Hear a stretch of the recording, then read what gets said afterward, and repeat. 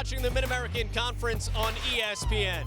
Just 4 games remain in the regular season 2020, and the Western Michigan Broncos on the road trying to play spoilers in the Ball State Cardinals' quest for a first-round bye in the Mid-American Conference tournament. Top 4 seeds there earn a ticket straight to Rocket Mortgage Fieldhouse in Cleveland in the first round of the MAC tournament. Ball State is a game behind both Northern Illinois and Buffalo right now, and the tiebreakers, as always, get a little wonky, so take care of business down the stretch. With that, we welcome you courtside here at Johnny Worthen Arena. My partners, the point guard David Iha, Joel Godet, glad to have you along with us. David, tiebreakers get interesting. There are 4 games left, 2 weeks of the regular season ahead of these Mid-American Conference teams. So bottom line, just take care of business. What is at play, and what are the stakes right now for these guys? Well, a ton is at play, Joel. You think back, what do coaches and players say back in November? You want to be playing your best basketball come March? Guess what? It's coming March. For the Cardinals tonight, it's a huge game. 2 teams in front of you playing on the road in Buffalo and Northern Illinois. You've got the top 2 teams playing each other. For Ball State, it's a must-win to take care of business here at home tonight. The good news for Ball State, it gets the game at home. The bad news, it's against a team it's already lost to in Kalamazoo. Western Michigan victorious 68-64 just 5 games ago. And Brandon Johnson, the junior forward, David, went off a career-best 29 points. Yeah, Joel, he was terrific in that game. And you know what impressed me is at the end of that game, everybody in the arena knew who was going to get the ball, and Ball State still could not stop him. 12 of 14 from the field. He does it on the block. He does it in transition. He can take you off the dribble. He's there, Mr. Everything, and definitely a focal point of James Whitford's defense here tonight. Now, the funny thing is he's struggled since the Ball State game, just 26% from the field. Similarly, Luke Bumbalo had been struggling for Ball State, and then he went off from behind the arc Saturday against Eastern Michigan. Yeah, he's coming off a game where he had 17 points, 5 of 8 from deep. His teammates doing a great job of finding him. The key for Bumbalo, can he do it consistently? Cardinals are going to look for him, particularly in transition tonight. Can the freshman come up big again? 17 points on 5 of 9 shooting for Luke Bumbalo. 8 of those attempts from behind the three-point line. He is in the starting lineup tonight for head coach James Whitford. His team trying to knock off Western Michigan, David, after it let one get away, and we looked at those standings, a game that could come back to bite it. It doesn't want to repeat history. It certainly doesn't, Joe, and let's take a look at the keys to the game. First for the Broncos, handle the rock. Some untimely turnovers. Toledo had 17 points off in their last game. Transition defense. Cardinals are at the best on the run. They've got to get back, find the shooters. For Ball State, you've got to crowd Johnson and Flowers, make somebody else beat you. Western had 0 bench points in their last game, and then juice from Jump Street. Cards can't wait until the second half. Don't want to let Western Michigan hang around. Watch for the 50-50 balls, the hustle plays early on. It is a Ball State basketball to begin things. You also have to do it in the first half, because Western Michigan is 8-1 this year when leading at the break. Although its first loss, its last time out against Toledo. Tajay Teague is in a war immediately, and a good job to limit his touches to outside the paint on this first possession, although Teague just backs down the freshman Titus Wright and scores early. That's a tremendous sign to see his aggressiveness. Yeah, it is. In that first matchup, I thought Wright did a really good job guarding Teague. He was only 6 of 16, missed a lot in close. That time, Cards going to him right away. And a turnover on the feed into Titus Wright. It's just a tough angle to make that pass. So much easier to make an entry to the block from the wing than from that extended elbow. Ball State with Luke Bumbalo starting in the backcourt. Jerron Coleman, the presumptive freshman of the year in the Mid-American Conference, is the point guard. We saw Teague. Kyle Mallers is a stretch 4-man and the culprit of a turnover. Back and forth. A minute going by. Right idea by Mallers, taking Johnson off the dribble. Be interesting to see Rafael Cruz back in the starting lineup. Had 21 in their last game. A critical piece. Cruz is 11 in brown, top of the screen. Johnson's going to keep it himself, take it inside against Mallers and finish. And Brandon Johnson picks up right where he left off. David, he was 12 of 14 when these teams met in Kalamazoo. But I can't stress it enough, the last 4 games, 26%, it's gone away completely. And I think part of the reason for that, Joel, is coming off of that Ball State game. One of the things I noticed, teams are double teaming Brandon Johnson. Cardinals didn't do it that first possession. Let's see if they adjust. Well, Coleman got double teamed on the pick and roll there, and he scores anyway himself. Lead back up to 2 here in the early minutes. This could be a race to 65. Neither of these teams averaged 70 points per game this year in the bottom 3 in the Mid-American Conference. And that is out of bounds off of Coleman. It'll stay here. The dean of the Mid-American Conference, Steve Hawkins, who last took Western to the NCAA tournament back in 2014. That was the Shane Whittington team, who went on to play for the Indiana Pacers. Right, Steve Hawkins, 8 MAC West titles outright or shared. There's Cruz in the corner, the 3, and the box out rebound by Tajay Teague. And that's a Teague foul. James Whitford does not like it, but Bo Borowski is the man that called it. One of the more respected officials, not only in the Mid-American Conference, but also in the Big Ten. And you can see James Whitford saying flop. Yeah, he's making the flop gesture. I mean, I guess if you're Tajay Teague, why even put the official in that situation? I mean, there's no need. You're 60 feet away from the hoop, and that's big. I mean, Teague had 4 fouls in that first game, spent a lot of time on the bench. Can ill afford to pick up that second here early on. Step back 3. First time B. Artis White makes his presence known on offense, and the rebound to Kyle Mallers.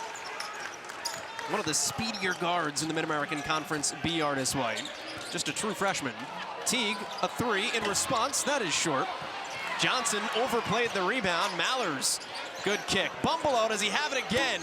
Luke Bumbelow, he picks up where he left off, and that's now 6 threes in the last 2 games. And Joel, we're gonna have 2 human extra possession guys, Kyle Mallers and Jason Whitens, and that time it was Mallers, the rebound, the kick out leading to that triple. I'm disappointed in myself. I didn't tell Steve Hawkins that you stole his name when we spoke to him before the game.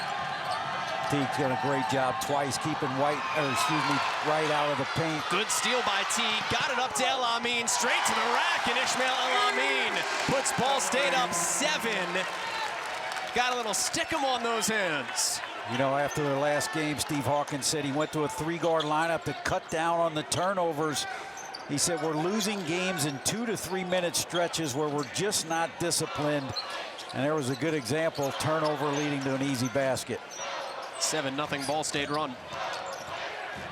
Johnson midway through the shot clock. Tough shot, does not go. Ball State the rebound. Coleman does not have numbers. Pick and roll with Tajay Teague. Big man's a popper. El Amin is lurking, and in the corner, he's one of the best in the Mid-American Conference. Ishmael El Amin with 5 early points, and a timeout, Steve Hawkins. It is a 10-0 Ball State run. We talked about the Cardinals bringing the juice from Jump Street. They have definitely done that. Coleman, the drive, the dish, and El Amin delivers.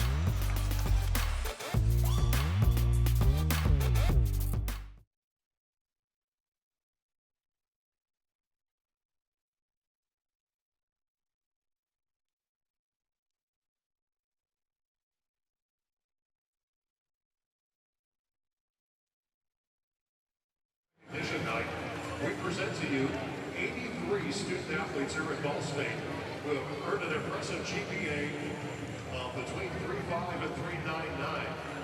These young representatives of Ball State University have been rewarded with the coveted Scholar Athlete Scarf, and we honor them tonight with much pride and gratitude for their hard work and dedication to the overall spirit of the Cardinals. Let's give them all a huge round of applause.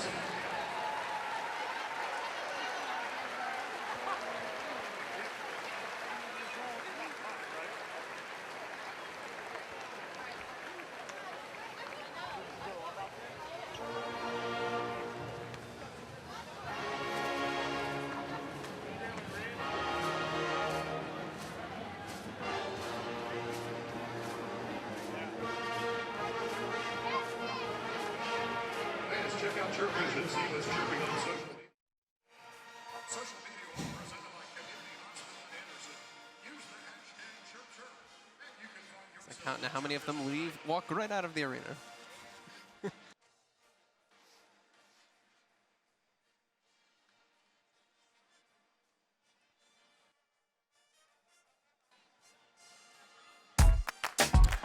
College basketball and the Mid-American Conference on ESPN is presented in part by Hayes & Sons. We do restoration right. And by Mutual Bank. Go ahead, live a better life. Well, Ball State, very much a live by the three, die by the three team. Leads the Mid-American Conference in makes and attempts this season. And David, it has made 2 of its first 3. And Western Michigan is okay with that. That was the game plan in Kalamazoo. Ball State hit 12 and lost. Yeah, that's exactly right. But Cardinals have struggled really in the first halves of game. Not so much tonight, 2 of 3. And there you see 39%, Joel, of their scoring coming from the 3. So it's a big part of their offense. It's a good line there, partner. I tell you, the other thing to watch is the paint touches. When you get Western to help off of the shooters, now what do? You cannot sag.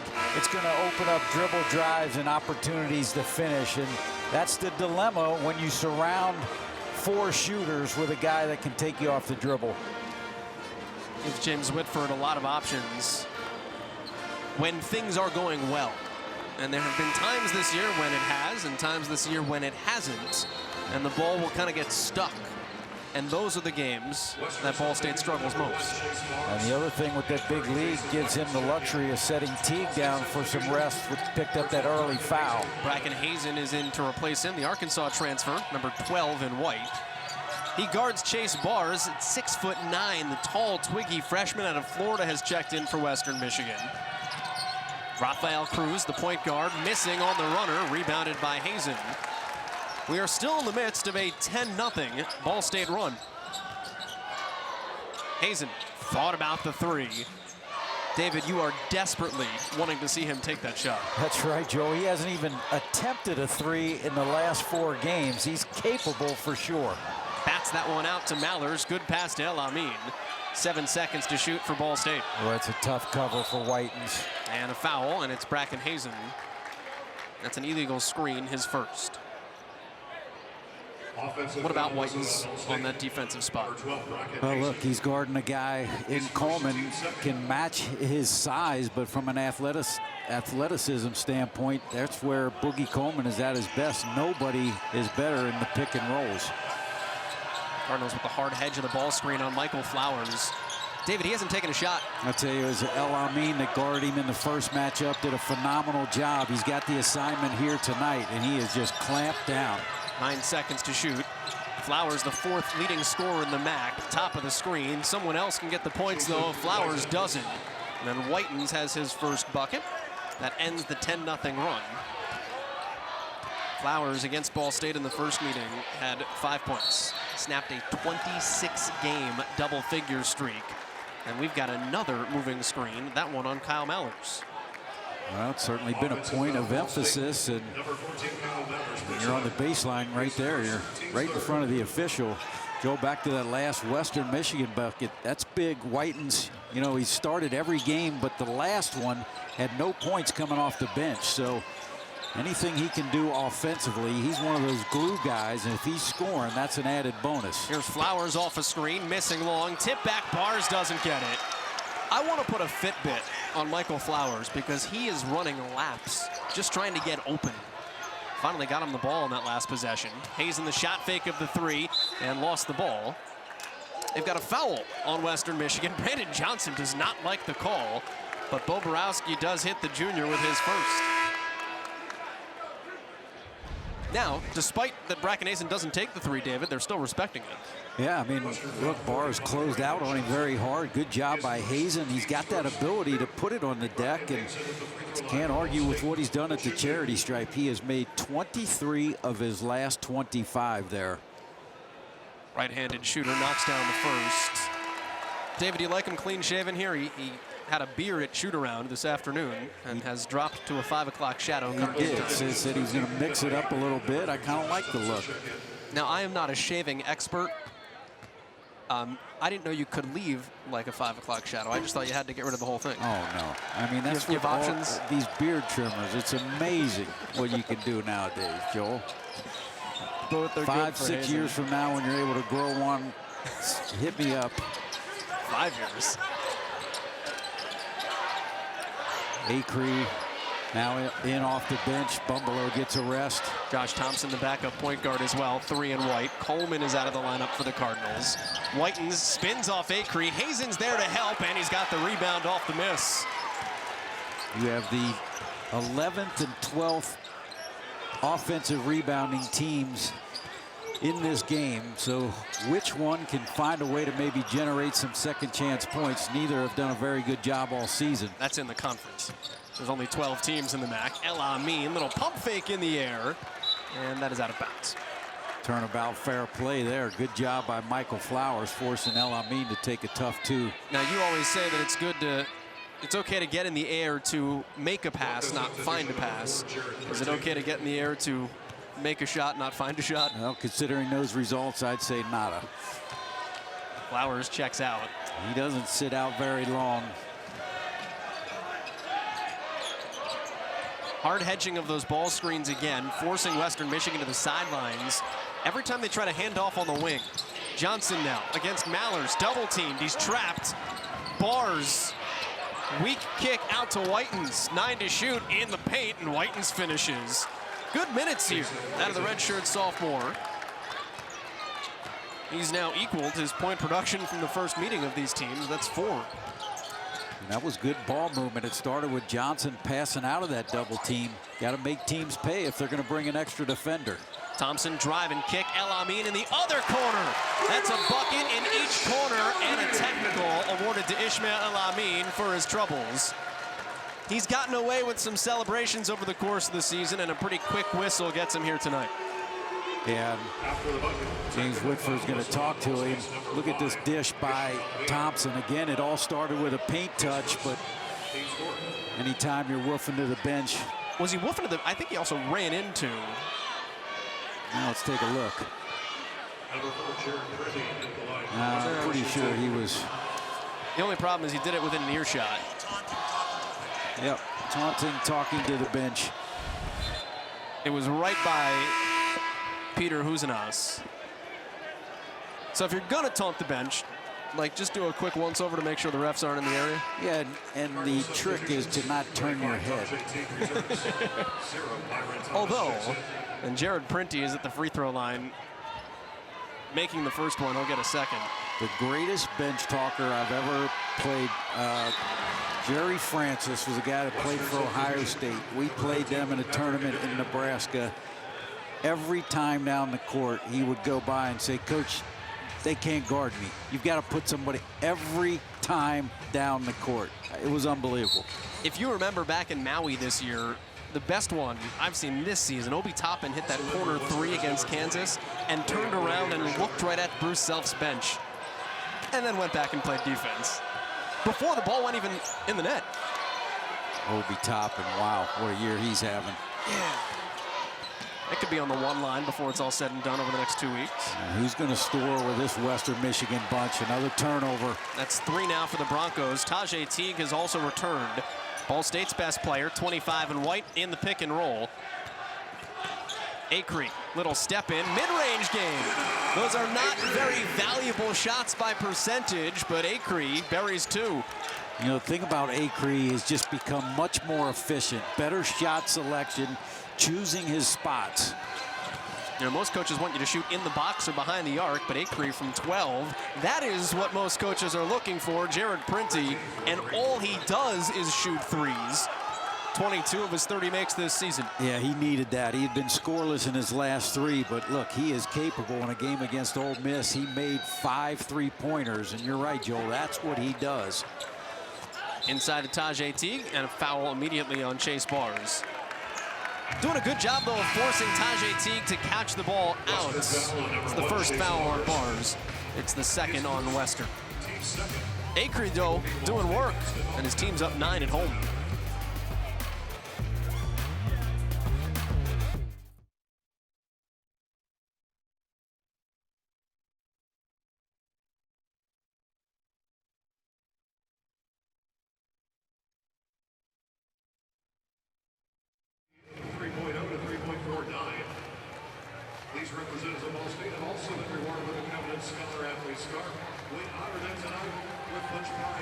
to give a big round of applause for the fans.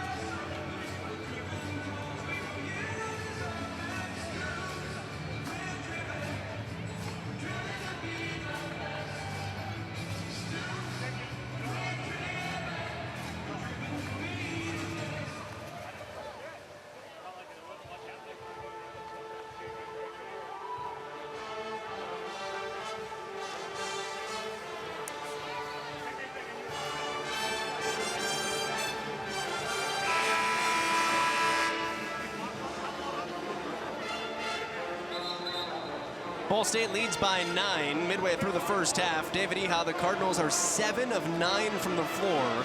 4 of those 7 are assisted. The offense is working the way James Whitford wants it to work. Yeah, it really is. And if you're Steve Hawkins, what he's talking to his group is saying, look, guys, you've got to keep them in front of us. They are getting to the lane too easy. And when they're doing that, Cardinals doing a good job kicking it out for the open man. James Whitford has also had the opportunity with a comfortable lead. It was 9-2 right out of the chute to rest some people. Jerron Coleman, starting point guard, is on the bench. Myron Thomas gets some first half minutes. He did not play the last game against Eastern Michigan, only 3 minutes the game before that at Buffalo, but 0 in white at the top of your screen. So the Cardinals able to dig down into their bench a little bit here in the first half. Yeah, and Western Michigan sticking with that second unit other than Titus Wright. Be interested to see when Flowers and Johnson come back. Josh Thompson misses around and out, and the rebound is out of bounds off of Western Michigan. With Flowers on the bench, that's 17 points per game off the floor. With Johnson on the bench, that's 15 points per game off the floor.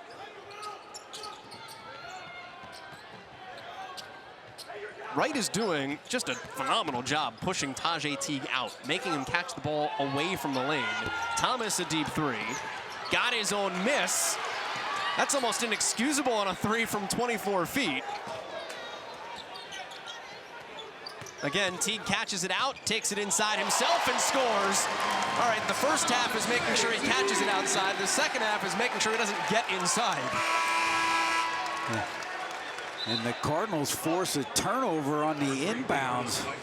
But you're right, Tajay Teague, those are the shots he wasn't finishing in the game at Kalamazoo, but that is vintage Teague. So Ball State's able to take over possession again, right back underneath its own bucket. And that is one of those careless turnovers that Steve Hawkins was talking about that they've got to avoid in the future. That's 5 first half giveaways for Western Michigan, on pace for 20 in the game. Thomas wants a 3 in the corner. Thomas has a 3 in the corner. Myron Thomas at 6'9". The best thing he does on offense is stretch you out. Yeah, and he didn't hesitate even after missing that first one, but what started that was, again, Thompson getting right to the paint, able to kick out. Western Michigan won the meeting these teams had in Kalamazoo. That's out of bounds, staying here. Although a season ago, Western Michigan won in Kalamazoo as well. Ball State ran the Broncos out of the gym here in Muncie. Kyle Mallers hit 6 threes in that game. Broncos got a break there. That ball was off of Prinny. See if Western Michigan can't take advantage of it. Shot clock is only at 6 here on the inbounds. B. Artis White. Drive it on Thompson, 2 seconds to shoot, and a travel. Patrick Emilian, the sophomore, with the turnover. That is 6. And that brings Brandon Johnson up off the bench, as is Cruz. Just way too many empty possessions right now. But Michael Flowers still not in the game. That intrigues you. Yeah, I think with Printy knocking that 3 in, going to give him a little bit more run. And it's good to see B. Artis White. He went down with a knee injury in the last couple minutes of that Toledo game, never came back in. So it's good to see him back out in action tonight. Number 3 in black, the freshman. Tajay Teague step in, 18-footers long. And Johnson has the rebound. The best rebounder that Western Michigan has on a squad that has not rebounded it well this year. And they're going to get Tajay Teague for his second foul. Off ball on the hook in the paint. And did they just tee him up? And if so, that's a personal and his third. Tajay Teague just stepped in it. No, it's on Titus Wright. So that's the second technical issued in the game. Ishmael El Amin had one earlier on in this first half. Titus Wright now gets one. So trying to contain some chippiness early. Luke Bumbelow with the first free throw will get another. Yeah, Joe, if we can get another look at it, they were battling. Wright tried to post up hard in the paint on that transition. So watch Teague and Wright really fighting. Watch this when they come down here. I mean, he's trying to post up strong. You can see there's the foul on Teague. And you see Bo Borowski walking in, and it's 2 technicals. Cardinals had one earlier, El Amin taunting, and that one goes to Wright. You've seen enough Ball State Western Michigan games. Of late, Kyle Mallers tips that out of bounds. It is a Ball State basketball. Excuse me, it's a Western Michigan basketball. It's a Ball State basketball. No, it's Western Michigan basketball. Watch Cruz here. Sometimes they'll run these out of bounds, try to isolate him. We did get a point in the other direction. I'm not nuts, right? Okay. Well, those two things are not mutually exclusive.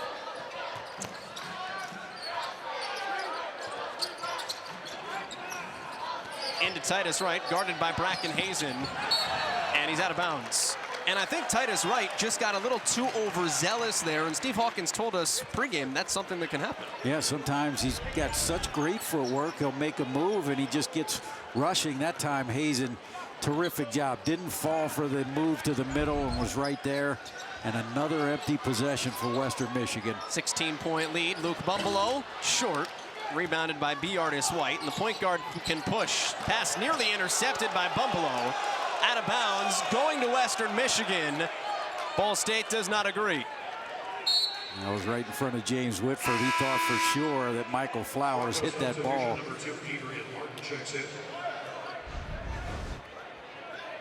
Yeah, this would be a good look at it. Oh, yeah. That's a tough call. Joel Adrian Martin checks in for B. Artis Wright. Cruz to the bucket, scores with the left hand. Adrian Martin, just 9 minutes a game this year. Although he hasn't, excuse me, just 7 minutes a game this year. Although he's only played 4 total in the last 3. Martin is guarding Ace Acree. With the basketball, drive it to the rim. Acree in and out. Rebounded by Acree for a hot second. Johnson diving on it. Car crash at midcourt. And a jump ball will be Western Michigan's. Or as they would say at a Ball State practice, loose, and everyone hits the deck. I'll tell you, that's some good hustle there both ways. Started with Brandon Johnson. Look at the energy right here, diving on the loose ball. Didn't want to get it travel, so he tried to cough it up, but that's just good hustle, guys getting on the floor. It's like the coin toss in the original XFL.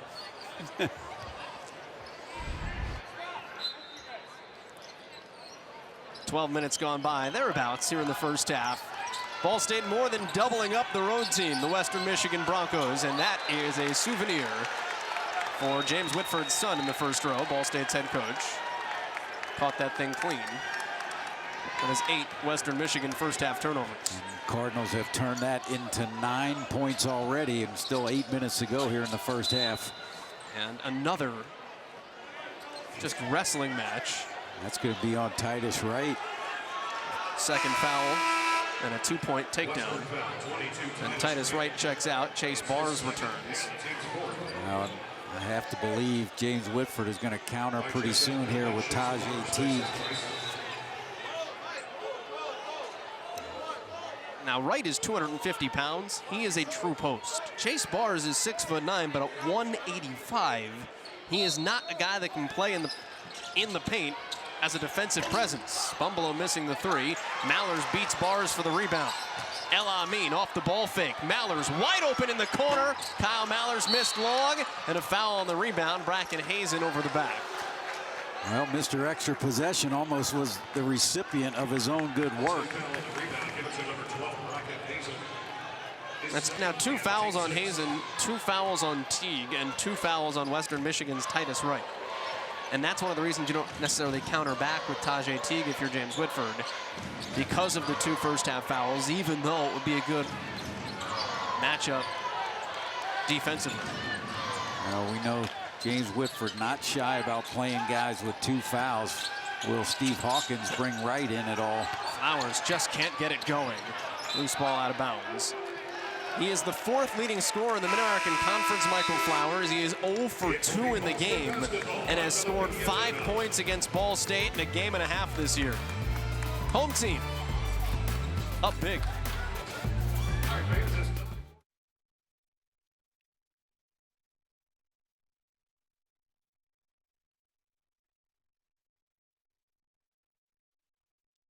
We have Pam down here with us. She's an alumni from Ball State. She got her bachelor's and master's degree here.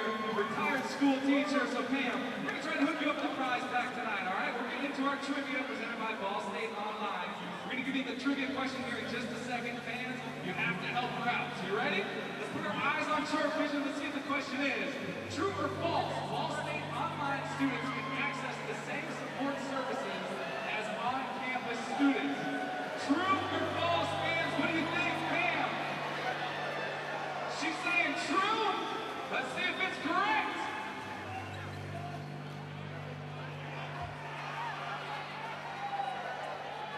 Correct? It is correct. Nice job. A little delay there, but hey, congratulations going home with that prize pack. Let's give it up for Pam one more time in our trivia presented by Ball State Online. Make some noise.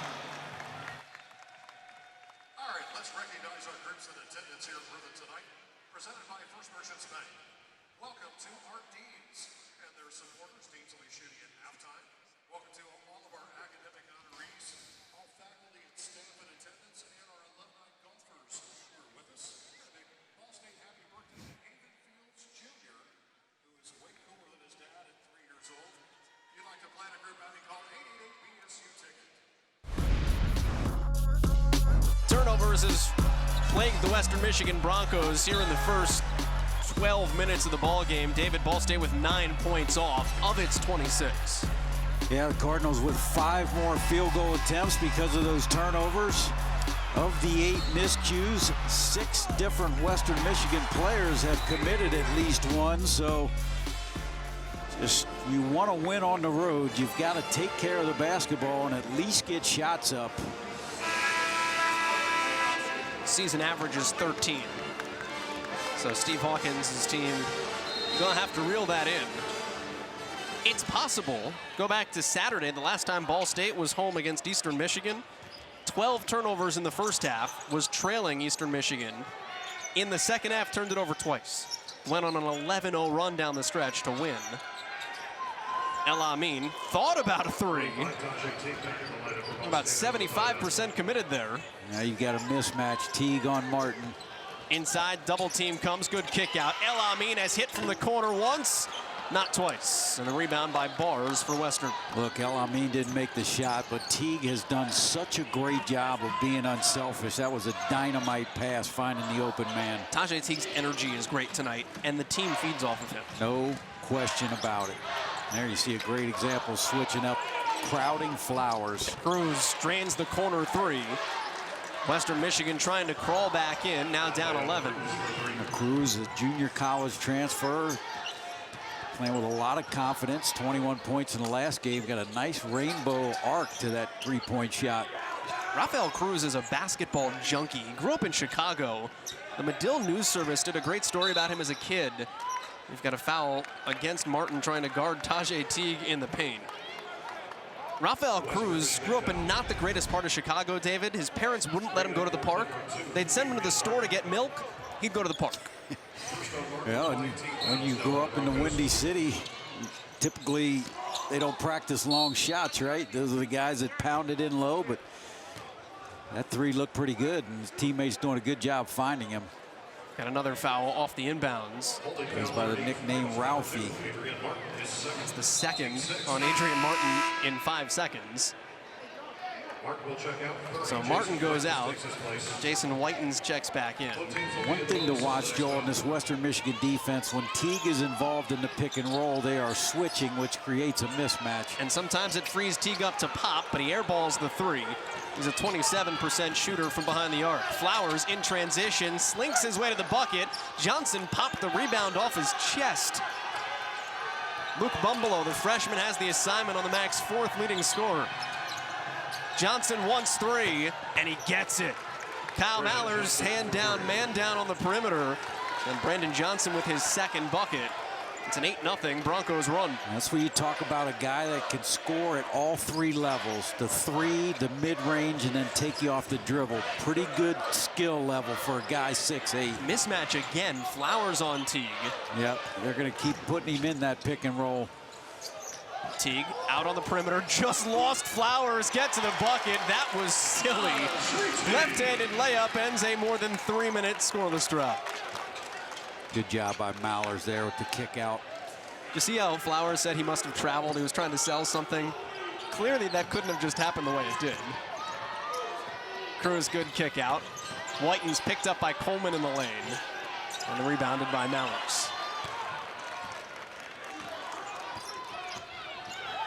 Teague, no one stopped him except himself, and Tajay Teague off the high kiss, misses.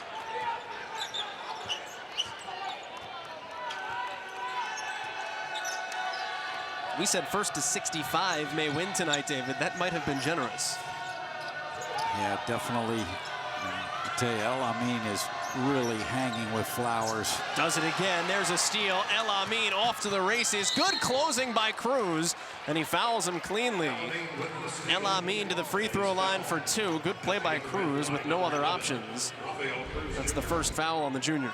Yeah, I mean, just literally all over Flowers. You can almost see his body language with a little bit of frustration, cannot find any room. And you know where Flowers, Joe, is at his best is when he can get going downhill. Cards have really kept him from being able to do that as well. El Amin is a 76% free throw shooter. And you know, we said, first to 65 or maybe less wins tonight. That said, Ball State's still executing on offense. It's shooting nearly 50%. It's being efficient. It's just not doing it voluminously. It's playing good defense and making shots when it has them. Yeah, and here's the key is what James Whitford will say is the shots are good shots. They're being unselfish. They're getting the looks. They're playing, quote, the right way. And really the defense continues to be the calling card of this Cardinal ball club. It's 10 first half points for El Amin after the couple at the line.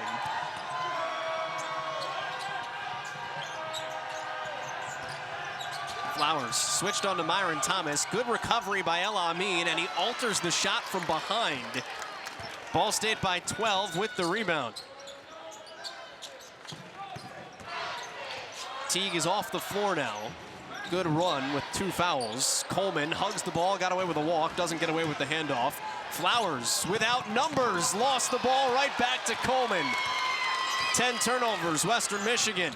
Great kick, El Amin got it right in front of the Broncos bench. I tell you, Coleman does such a good job finding the shooters. We talked about keys to the game, transition defense. Did not find El Amin, and the freshman with the great dime. 15-point lead that Brandon Johnson cuts into. That's 8 points on the triple for Johnson. He has not been as dynamic, though, Brandon Johnson, as he was when these teams met the first time. 12 of 14 from the floor, and David, no one could physically stop him. It was just a 1-on-5 wrecking ball. Coleman misses, and a push in the back on Rafael Cruz.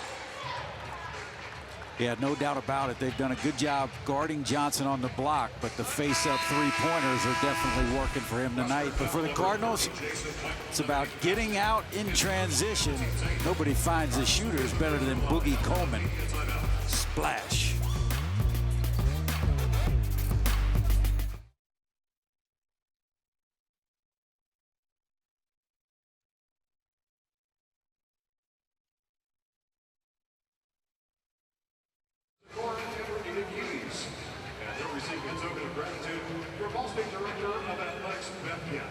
Fans, have an incredible round of applause to Jeff and Renita and the folks from Prime Trust for their continued outstanding support of Cardinal basketball.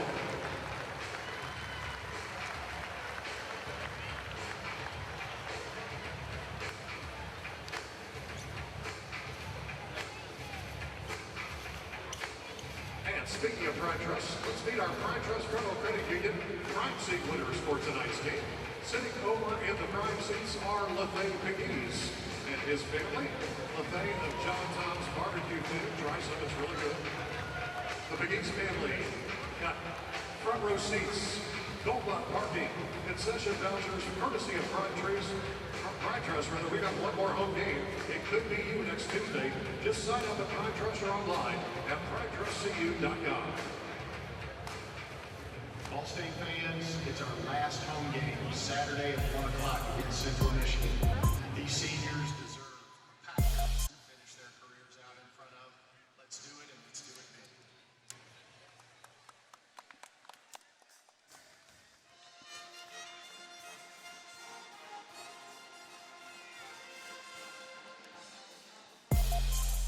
Ishmael El-Amin, David Iha, how about 13 first-half points for your pleasure? Yeah, how about it? 3 of 4 from deep, and he's doing the job on Michael Flowers, so getting it done in all areas. There, you can't help off a number 5 or he'll make you pay. And he loves that corner 3 ball. James Whitford so complimentary of the way that El-Amin has played here. As a junior, the game has slowed down. There's a maturation level that comes with the fact that he's Khalid El-Amin's son. He lives the basketball game, the basketball lifestyle. And he was injured for a lot of last season, so now it has started to click. Like it has for that man. You saw the assist on that last 3. Boogie Coleman, how about the game slowing down for that guy? And all of that happening for everyone, that's why Ball State's playing so well. He is a star in the making, Joe. In his last 3 games, he's averaging 17 points, 7 rebounds, and 3 assists. You're looking at the MAC Freshman of the Year, no doubt, Jerron Coleman. Bracken Hazen at the free throw line. We'll get another coming out of break. You know, I want to go back to your comments on El-Amin. Here's one other thing. When KJ Walton went down with the injury, Cardinals' best perimeter defender, El-Amin is the guy that went to the coaching staff and said, I want to be the guy that steps up. Give me the other team's best offensive player. So not only has he grown on the court, his leadership and embracing that role has been terrific. El-Amin is guarding Printy at the top of your screen now, the three-point marksman. Ace Acree is guarding in the paint and forcing another Western Michigan turnover. That's 11. Rebound by Brandon Johnson. Halts any further damage. And Joel, that's another turnover trying to make that entry from the top of the key. It's just a very tough angle. At some point, you have to imagine Western will make some sort of adaptation. There's a good cross paint pass. Bars can't finish. Myron Thomas giving you good minutes in the first half with Teague on the bench because of foul trouble. Yeah, he really is. He's got a good matchup guarding Brandon Johnson at the other end. Acree thought about a 3. Good closeout by Printy. Hazen kicks to Thompson. I didn't know if he was going to get there climbing the ladder. I tell you, Cruz doing a great job moving Hazen off the block. Credit the Chicago kid. 5 seconds to shoot. Great ball movement. El-Amin, David, he's still doing it. Yeah, and Jason Whitens kind of holds his hand up. You cannot leave Ishmael El-Amin, Joe. He just gave him way too much room. Straight to the bucket. Cruz missing short. And El-Amin hands it off to Josh Thompson. Myron Thomas missed it. Hit one from that spot earlier in the first half. 17 points is the largest Ball State lead. And that was not good. Turnover number 12 for Western Michigan. And they're just the careless variety. You know, Steve Hawkins said, what inexperienced players don't understand, there are no little things. The little things are all big things. Making the simple pass. It's turnover number 6. Over and back for Ball State.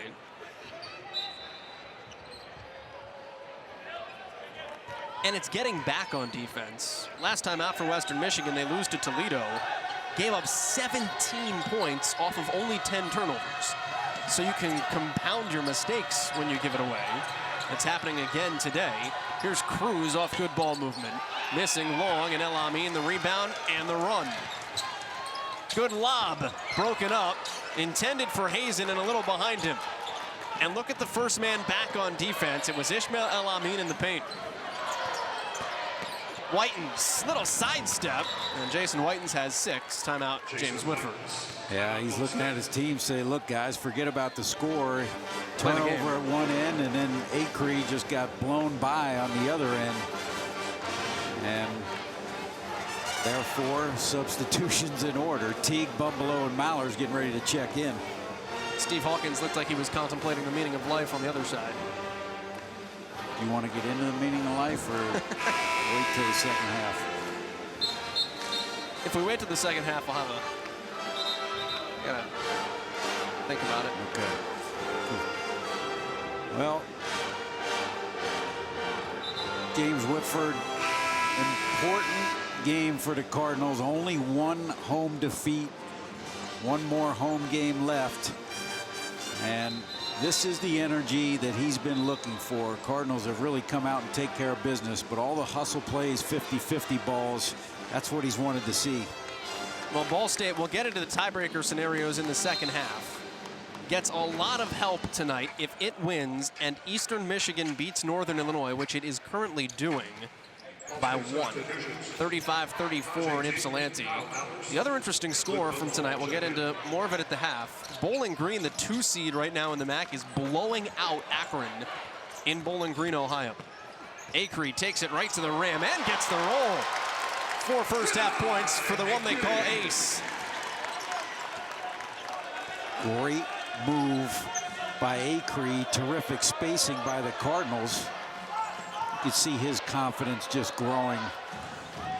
You know, this guy barely played at the beginning of the year, and we got his chance. Definitely say he's making the most of it. About a second difference, game clock, shot clock. Brendan Johnson isolated with Kyle Mallers, trying to get it back to Flowers. No dice, 3 seconds. Johnson goes and misses. Teague's got a chance, pulls the trigger with 1 on line, but short. And Tajay Teague's miss sends Ball State to the locker room, up by 17 at the half. Little bit of vengeance for a team that lost one on the road. First time these teams got together.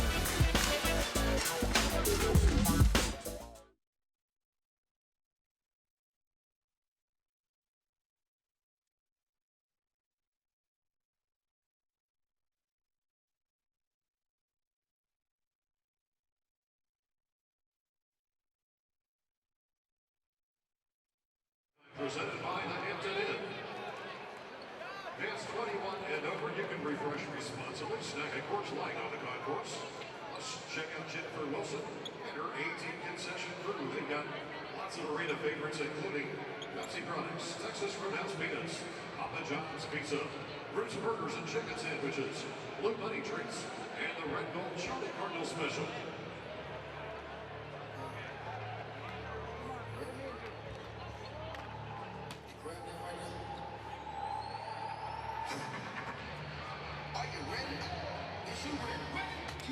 Okay, fans, welcome to the 5th edition of the Cardinal Dean Shootout, presented by Central Indiana Orthopedics. We have 9 esteemed Ball State colleges represented, led by their deans, along with their hand-selected student shooters competing for the title of Dean's Shootout Champion and the beautiful traveling trophy. Let's meet our teams. Representing the Espinosa College of Architecture and Planning, defending champion Dean David Ferguson and student Lauren Boslaw. Representing Honors College, Dean John Everett and student Sam Allen. Representing College of Science and Humanities is Dean Maureen McCarthy and student Natalie Bishop. Representing the grad school, Dean Adam Beach and student Lauren Rubel. Representing the Teachers College, Dean Roy Weaver and student Torley Ten. Representing the Miller College of Business, Dean Steve Barris and student Dave Sinclair. Representing University Libraries are Dean Brad Faust and student Joe Schrubs. Representing College of Communication, Information, and Media, Dean Paige Turner and student Jordan David. And finally representing the College of Fine Arts are Dean Seth Beckman and student Jacob Winter. Each duo will have 40 seconds each to make as many free throws as possible. The duo with the most combined makes will be our champions. First up, shooting on the home bench side will be the College of Architecture and Planning, and in the nest will be Honors College.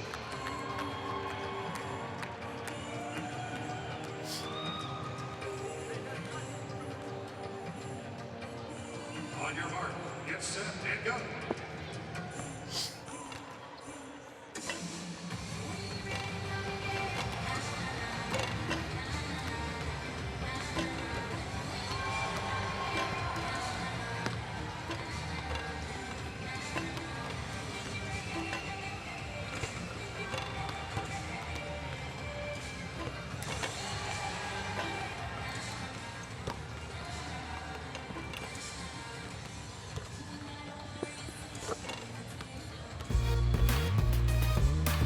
You're watching the Dean Shootout here at halftime in Muncie. A dean and a student chosen from their college in various rounds here at the half, competing for the Dean's Trophy. I've got an issue with one of these because it seems a little cheating.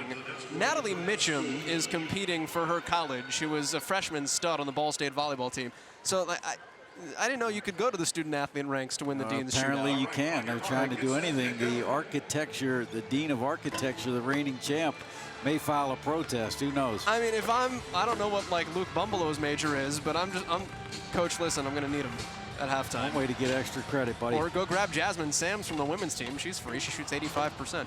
Anyway, thoughts on the first half. Ball State opened up a big lead. It was 9-2. Never relented. Yeah, it was total domination. Cardinals played a terrific first half at both ends of the court. What do we talk about Western Michigan? Keys to the game. Handle the rock, transition defense. Neither. Cough the ball up way too much. Cardinals had an 11-1 advantage in fast breaks, so Western really not able to get on track. And again, got to credit the Cardinals doing a good job. 4 of 6 from deep. I tell you, James Whitford got to be extremely pleased with what he saw in that first 20 minutes. If you're Western Michigan, is it as simple as don't turn the ball over in the second half? That's how simple it was for Ball State on Saturday when it came from behind and beat Eastern Michigan, so the formula's there. It is. I mean, you cannot have empty possessions, and what's happening is when they do turn it over, it's leading to open threes in transition, so that will help your half-court defense. But the other thing is Western just getting beat to all the loose balls. So right now I think it's more about energy, attitude, and toughness. You know, one of the things Jay Billis wrote that article about toughness. Book, actually. You don't think of not turning it over, but that's one of the things where he talks about that is a sign of toughness, not making those silly mistakes that cost you empty possessions. Second half is coming up. We'll tell you who wins the Dean Shootout as well. College of Architecture and Planning is involved. I'd plan on winning. They did last year. Sweet trophy. It's a ball.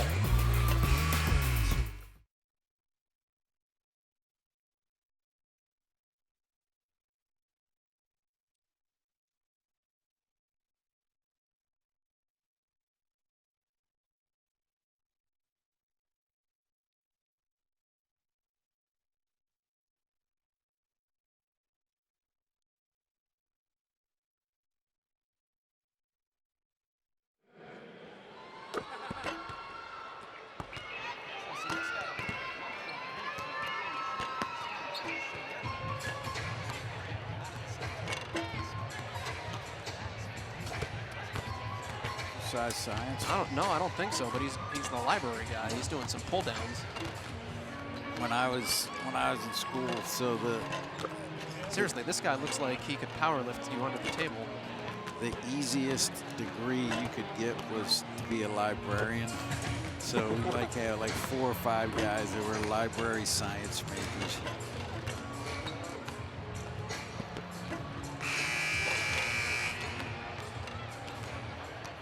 If I was a dean, I would look forward to this night all year. All right. I would be so hyped. Shooting unpublished under the nest bench. It'll be the College of Fine Arts. Ooh, College of Fine Arts. Here's my question. Is one of these racks is the women's rack? So is one side shooting with women's balls?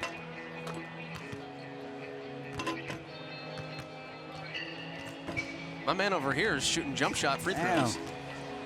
That's not time efficient, man. He's got that. He's got a stroke though. It's working. He's putting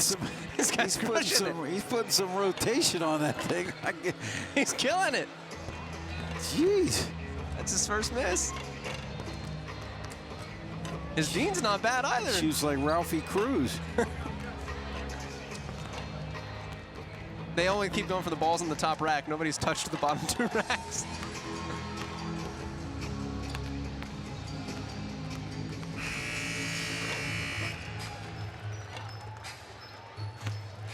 They should. We've got enough time. They should do a playoff round. Top 2 teams advance.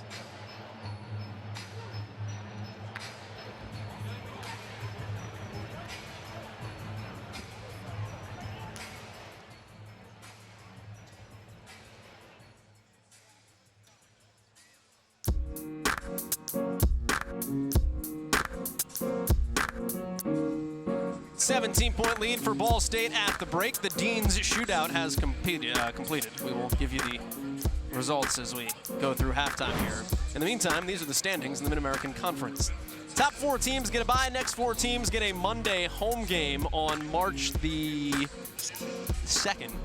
No, March the 9th.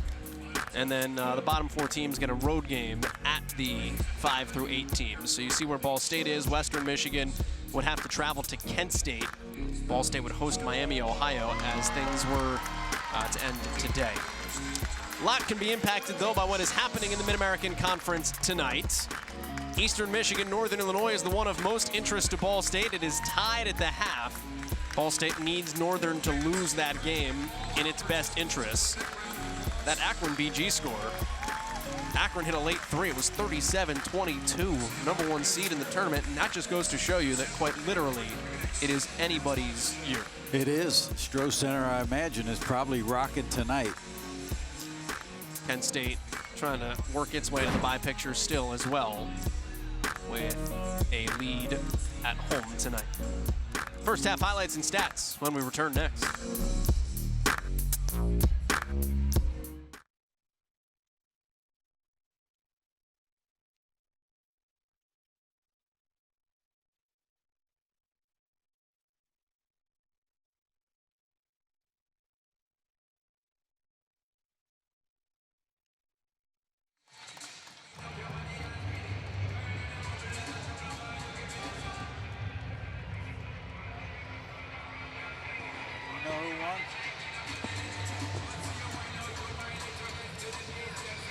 They should allow them all. They've got time. We should have had like a playoff between the top 2 finishers. Go head-to-head for a minute.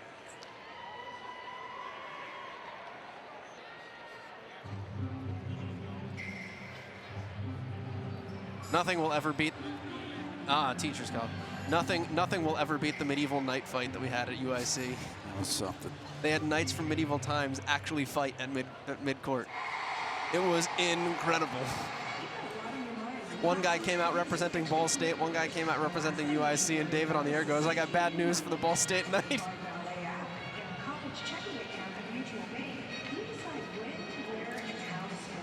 And needless to say, he was slain in front of the maiden. That might be the most well-executed promotion I've ever seen at a college basketball game.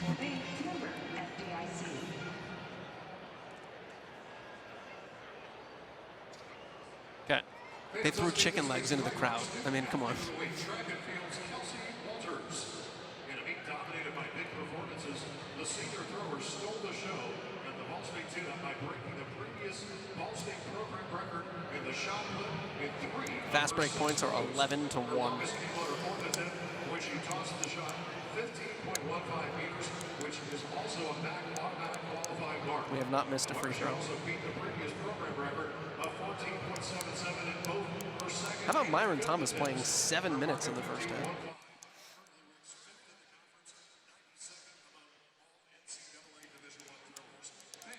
He leads the, no, he's second, he's third on the team in plus minus.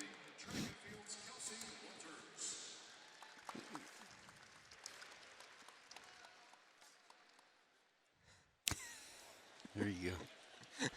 There you go. Says it all.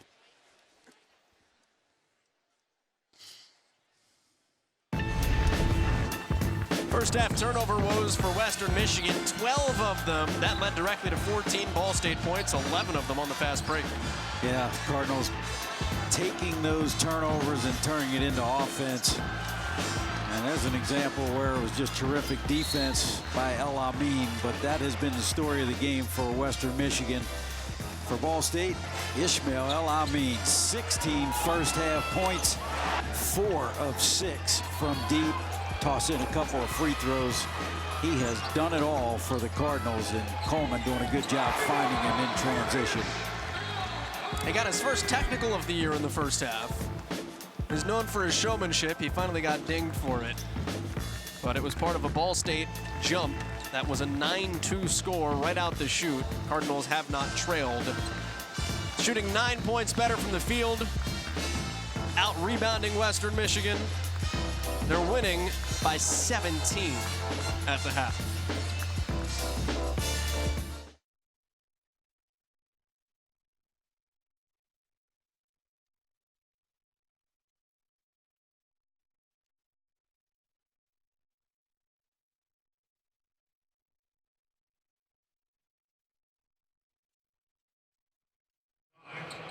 Check out the Raptors high above Portland Arena.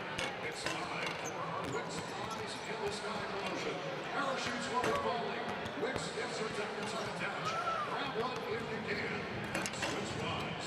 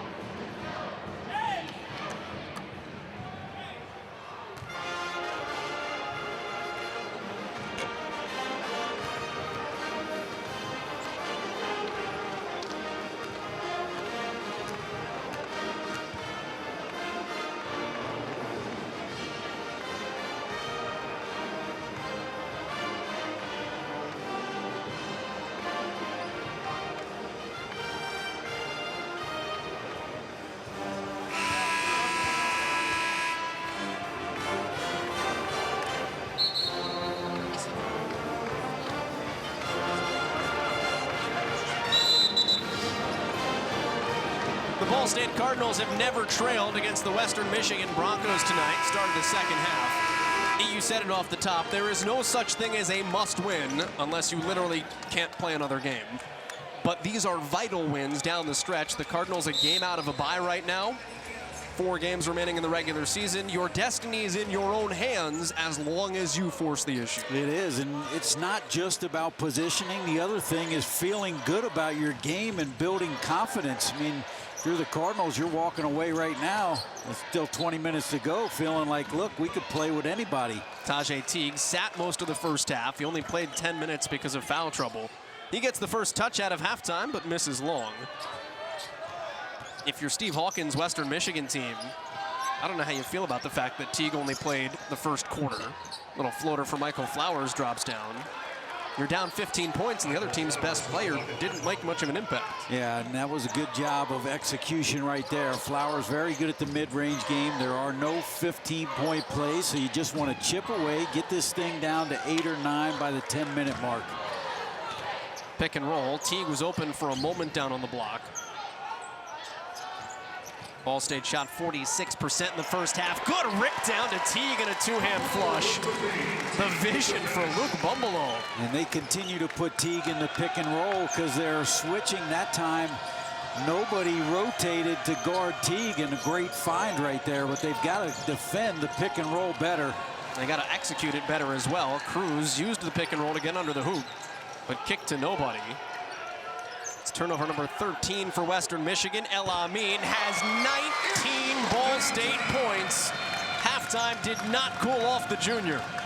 Flowers went under the screen. El Amin said, thank you very much. Man, is he on fire tonight.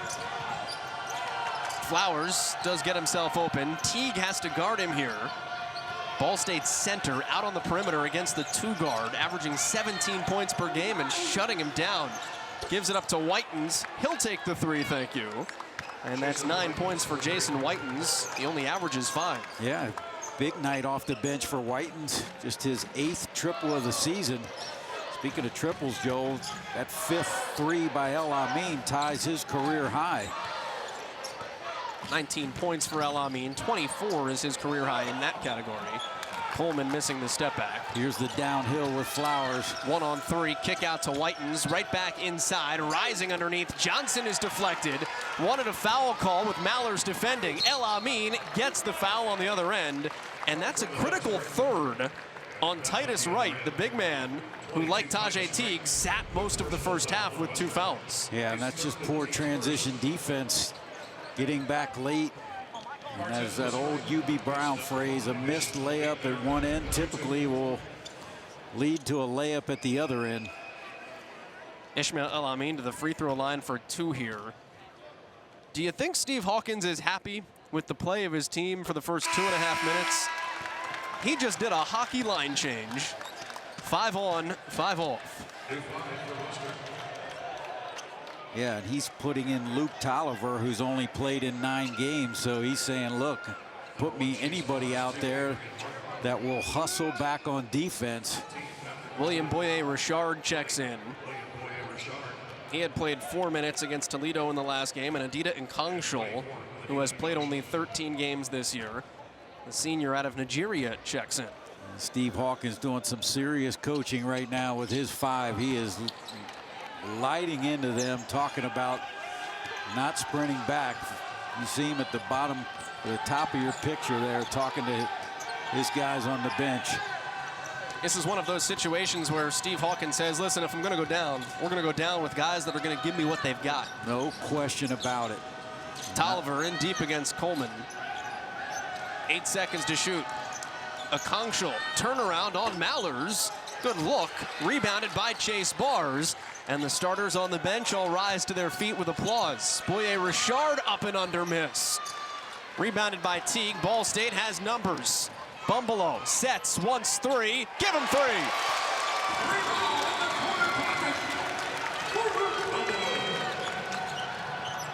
Another transition 3, another dime by Coleman on the break. Tolliver a brick off the wing. Ball State by 21, a game high. Mallers in transition, and a foul! Second on Bars, Kyle Mallers a chance at a 4-point play. It's a runaway train in Muncie. Goodness gracious, that is 18 fast break points. Just not finding the shooters in transition. And the Cardinals red hot, 9 of 18 from deep. And Mallers does not miss at the free throw line. He's Ball State's best at 85% for this season. 8 have scored for the Cardinals. Ball State leads by 25. Who's going to step up for Western Michigan? Who's going to feel comfortable taking a shot? All these guys that usually don't play. Another turnover for the Broncos. Ball State 4-on-3. El Amin around and out. And Bars had the rebound, but a foul. Boogie Coleman behind him. First on the Cardinals point guard. Joel, transition defense, there's a couple aspects to it. One is sprinting from foul line to foul line, and then it's about communication, pointing out guys, and they're just leaving too many players open. If you're a Western Michigan Bronco right now, of the 5 on the floor, what are you thinking? Like, there's no go-to. Yeah, and really, I'm not even thinking about offense. And Martin, that's a big-time basket. It's all about the hustle and the effort on the defensive end. Sprinting back, talking, just playing hard. Right now, you're just kind of being embarrassed on the defensive end. And that's what they want to address. Teague falls in the lane, able to get rid of the basketball. 7 seconds to shoot, and a foul. Mallers was trying to pass to Bumbleau, and he got hit by Boye Richard. We'll see what the lineup looks like for Western Michigan when we return. In the meantime, Ball State downhill.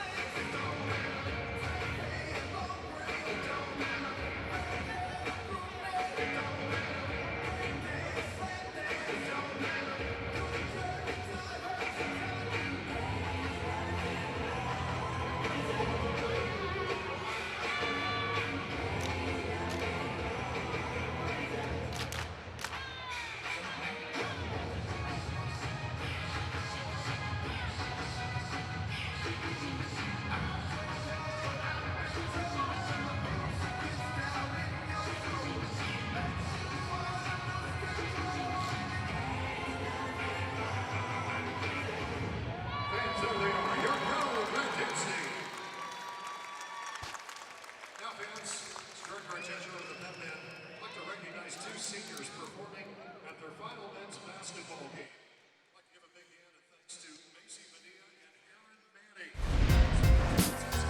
9 of 19 from behind the three-point line, David Eha. That will win you a lot of ball games. Yeah, really will. Joel Carts came in 8th in MAC play in shooting the three, 32%, but tonight absolutely blistering, and it hasn't been one guy. Of course, El Amin with the 5, but spread it around, everybody getting involved, and Cardinals doing a great job finding those shooters. 11 assists on their 17 field goals, led by the 4 of Jerron Coleman. But here's the thing, 8th in percentage. They are 1st in makes and 1st in attempts. Ball State's going to let it fly. They're 14th in the country in the percent of their shots that come from behind the arc, so make or miss, Ball State's gonna shoot threes, and it's raining tonight in Muncie. Backdoor for El Amin out of the timeout, and Mallers is out of bounds. And interestingly, Steve Hawkins has stuck with the unit of guys that did not expect to play when they showed up to the arena today. Adida Kongshal on the floor for the 14th game this season. Same for Luke Tolliver, the sophomore out of Paw Paw, Michigan. He has not been a regular at all. Boye Richard just gave up the basketball, 20 in black. Played 4 minutes against Toledo. Yeah, this message is being sent as Boye Richard hits the 3. This message is being sent for the Saturday home game they have against Northern Illinois. You know, sit those starters down and just let it resonate, because and as long as Boye Richard hits a 3, plays tough defense on the other end. Steve Hawkins will be okay letting those guys hang out there. Absolutely. And there's another turnover. Western Michigan gives it right back, though. Back tap by Josh Thompson. Teague has options. El Amin in the corner, but another steal. This time Martin from behind. Those are the plays, the little hustle plays. Next play, getting back on defense even after the turnover. And look at Western Michigan's bench. All the guys that usually would be playing, standing, being good teammates here. Martin fade away. El Amin was draped on him, and Teague has the Ball State rebound. Teague, that'll be a charge. And the third foul on Ball State's big man. I think James Whitford is not going to be happy about in the last couple sequences here is can't do this. Yeah, he was out of control and just a full head of steam, and good job, Boyer Richard stepping over. Ball State would have to, as James Whitford would tell you, continue to play the right way. Regardless of score, regardless of opponent. Patrick Emilian checks in, 15 in black, just crossed midcourt.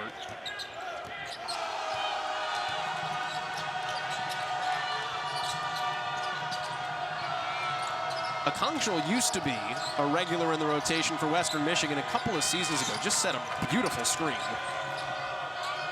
Minutes has waned as his career has waned. 7 seconds to shoot for Emilian. Step back on Mallers, missed it. Rebound, one-armed by Thompson. Josh Thompson right to the rim, and Josh Thompson to the free throw line. Was looking for just his 11th made field goal of conference play. He is much more a distributor, defensive type guy. Foul is the first on Luke Tolliver since. Take a shot in the dark. Shot in the dark on. First foul for Tolliver, not just today, I said since. Yeah, I know he's only played 9 games, so it's probably been a while. At Michigan State on December 29th. There you go. Thompson's now made 7 free throws in a row.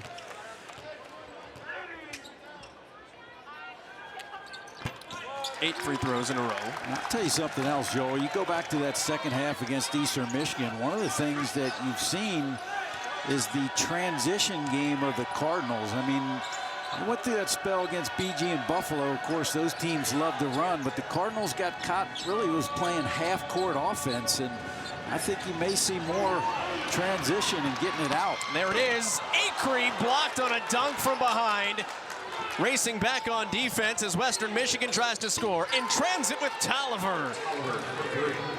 Nice job by Tolliver, and talk about next play. First made bucket of the season. Martin, great job blocking Acree, and there's a deflection. Here comes Western Michigan. Almost threw it right back to Thompson. Emilian in a triple team. Kick out, rising. Boyer Richard doesn't get the roll. But the offensive rebound, Tolliver playing the game of his life, literally. And it'll stay with Western Michigan. I tell you, kudos to that 5 out there, because they're doing the things that Steve Hawkins has asked. The hustle plays, didn't execute on that shot, but he's giving them the energy and effort that he's looking for. It's now a career high 6 minutes for Luke Tolliver in this game. Equals his output against Alma College. It was a 102-56 slugfest back in the non-conference season. And Ball State is out of sorts. Jerron Coleman just got called for being out of bounds. James Whitford doesn't like the call at all. But the Cardinals have not handled the last 4 minutes very well at all. And James Whitford is not going to be pleased with the film here. No question about it. I mean, it has gotten a little bit sloppy. If you're Ball State, you need to continue to execute, do those things that got you this lead. Forget about the score. Akongshel with the skip to Emilian. 3 to shoot. And a cylinder violation on Kyle Mallers. Nonplussed as we go to the under 12. Second on Mallers. Ball State's lead is 18, but Western Michigan's 4th unit earning some keep.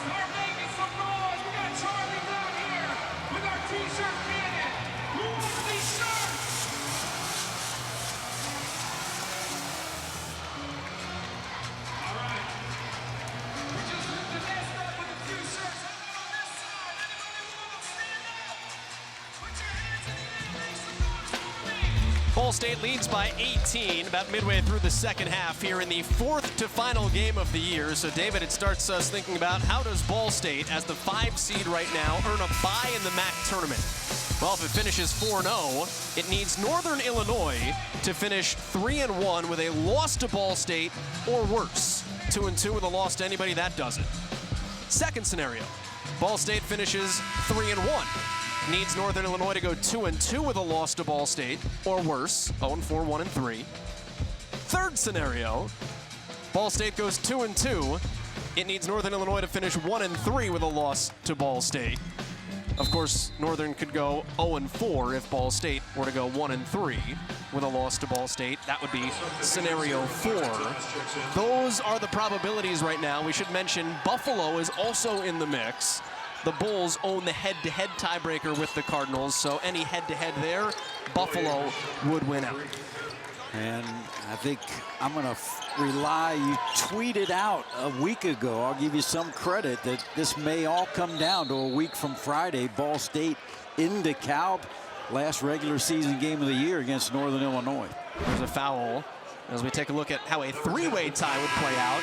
In any one of the 3 scenarios listed, all of those records, Ball State would pretty much be 3rd, Northern 4th, or Buffalo 5th. That is, if Ball State beats NIU on that last game. If NIU wins the last game, it gets a little bit more interesting. The Huskies become the 3 seed. Ball State would be 4. Buffalo would be 5. So that's what Ball State's looking at to get to a bye. Bracken Hazen has his first field goal of the game, 5 points. What becomes interesting from a kick yourself standpoint is the Cardinals may, if they do not get a bye, play on Monday night, March the 9th, and wonder what could have been if they had won in Kalamazoo. That would be the loss that Ball State would most, I think, regret. Yeah, absolutely. The last Cardinal basket, much needed. Broncos had cut this to 15. Martin knocks down the 3. This is like the 9th unit, David. There's not a regular, like on the bench, on the court, in the building right now for the Broncos.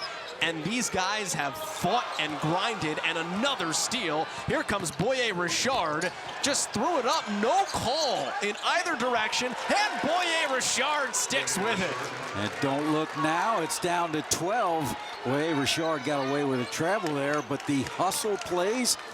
And Cardinals right now just extremely sloppy. Timeout, James Whitford. This might be the loss that Ball State kicks itself over at the end of the season. I tell you, you cannot say enough about this unit, particularly Boye Richard. 8 big points off the bench, including a couple of big threes.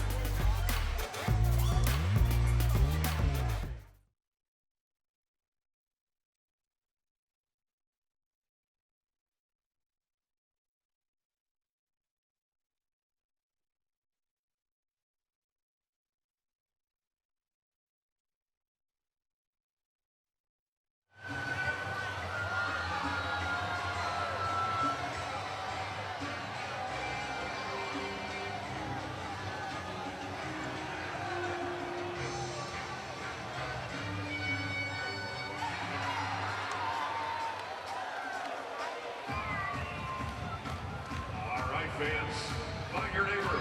Get ready to give him a high five. It's the High Five Camp, presented by Dr. Greg Kyle at University Avenue Dental.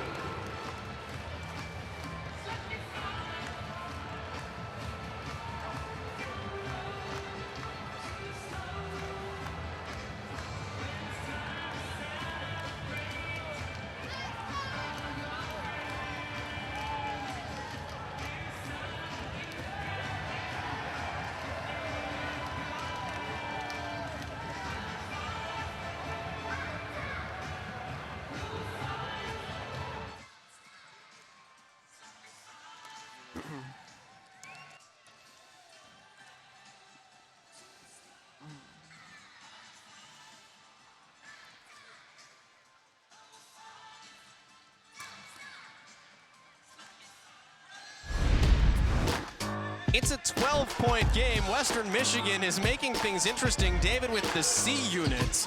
The 5 on the floor right now for the Broncos over the last 4 games have played a grand total of 49 minutes. That's out of an available 800.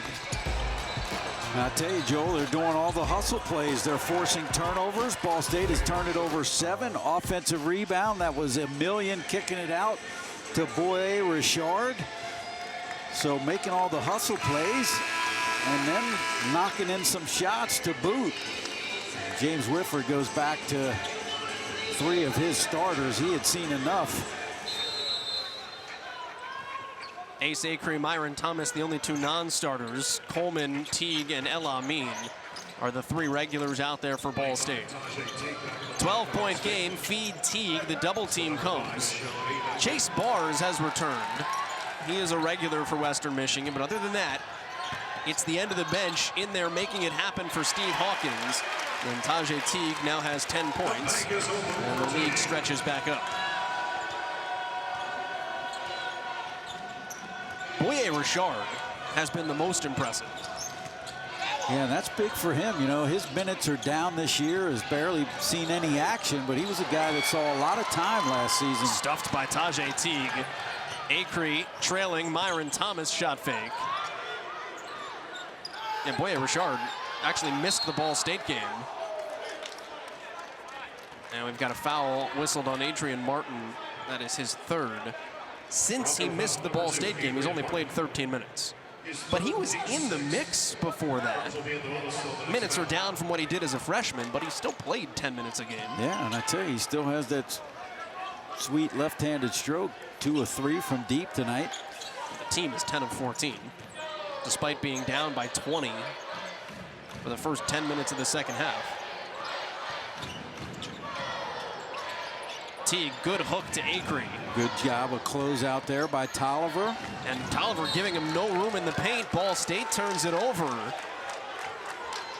Yeah, it's just 15 turnovers now. How confused is Mark Montgomery going to be for Northern Illinois when they announce the starting lineups? And he goes, who is Luke Tolliver on Saturday? He has been awesome.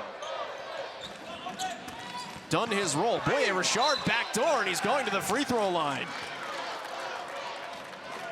Yeah, Western, like the whole thing, like they're all, the whole thing's Wally pipped. Yeah, and right there, that is one Canuck to another. A couple Canadians hooking up. Emilian to Boye Richard. He's a 59% free throw shooter. Your obligatory reminder in Muncie that back-to-back missed free throws earn the student section free tater tots at Roots Burger Bar in the Village off campus.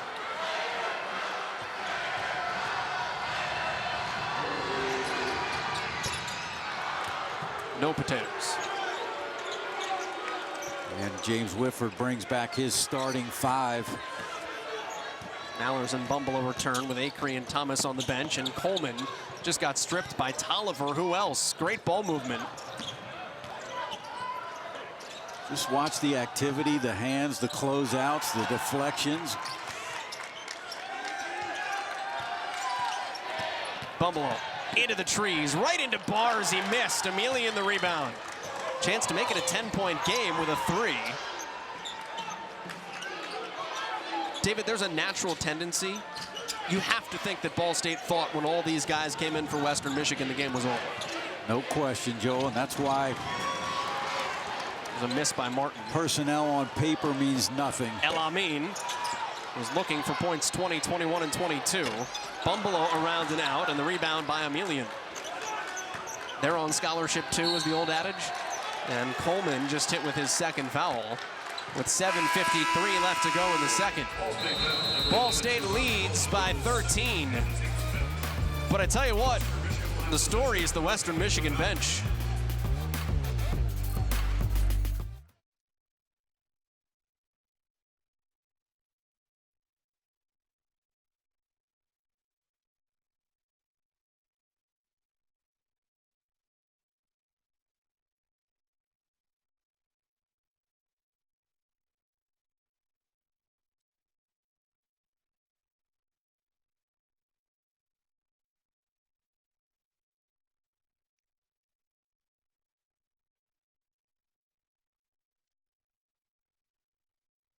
For the first one, you come home with the drawstring backpack.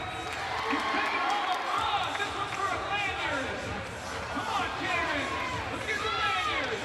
Fans keep cheering them on. There you go.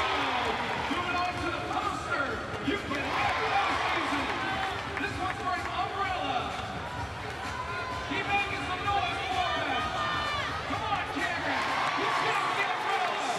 This one's for a magic jersey. Cameron, you got it. We'll get that rebound. This one's for a jersey. Come on. Couple more seconds. 5 seconds. 5 seconds remaining, Cameron. One more. That's time. Get it. You're gonna get it. Oh, he's going home with a lot of great prizes, courtesy of Hayes and Sons. Make some noise for Cameron one more time in our shootout.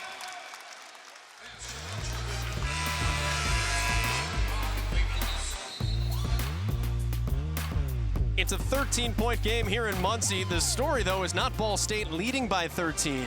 It's the bench play for those 5 for Western Michigan. We joked in the timeout, David, how long can Steve Hawkins leave them in? Yeah, he may need to sub Michael Flowers in for a couple minutes, give Luke Tolliver a break. No, I'm a bench guy. Don't take me out. That's one of those. No, I've got my chance. You're not getting me out of the game. Yeah, and that stat shows it all, and I love to see it because, you know, these guys work their tails off, and they are playing so hard tonight and brought Western right back in this thing. Adrian Martin out there with Boye Richard on the perimeter, the 2 guards. The sharpshooter from Quebec with the golden shoes. 6 to shoot. Boye Richard hooks to a million. Canadian to Canadian, and the slinky right-handed layup misses short. Ball State's got to have an answer because it's relied on the cushion of what was a 20-plus point lead. Teague calling for the ball. High over top, Emilian. Bars comes on the help. Thompson a 3 and cans it. Much needed bucket from Josh Thompson. It's only his 11th made field goal of conference play. Much more, as we've said, a defender and distributor type of guy. And another assist. That's the 3rd for Teague. A terrific job making the defense pay for bringing the help. Baseline drive, kick out. Tolliver wants a triple. Missed and got the carom.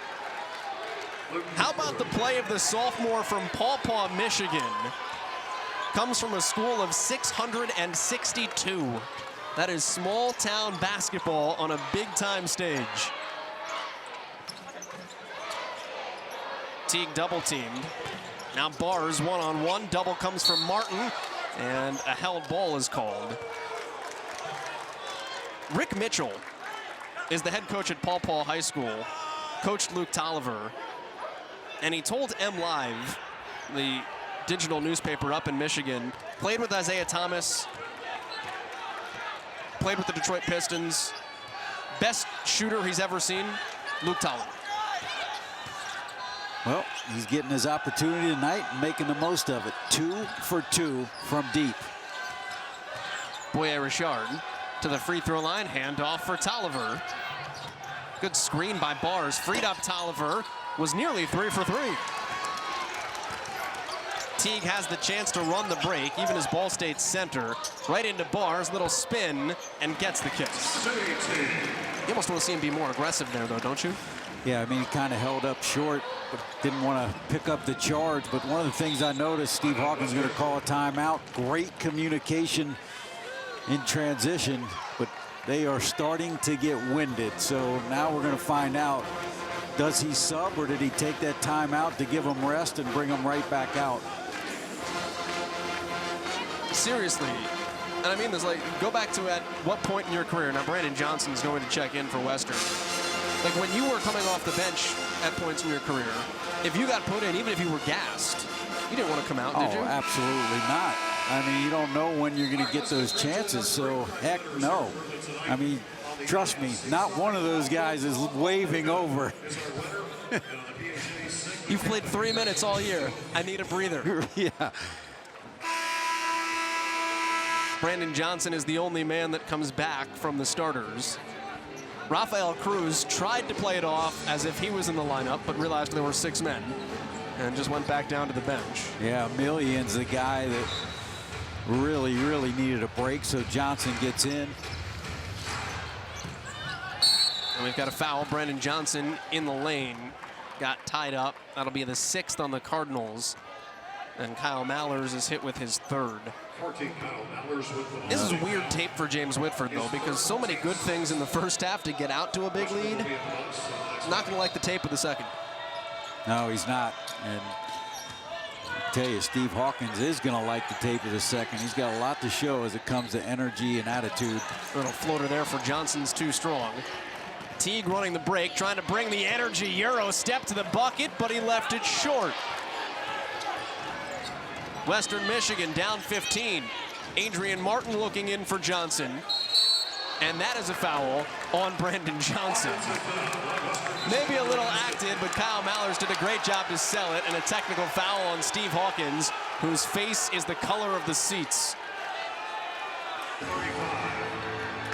Brandon Johnson with a foul, his second, team 7th. After the play, technical foul whistled on Western Michigan bench. Yeah, so he's certainly not arguing that foul was on Johnson. I think he saw something maybe that wasn't called earlier.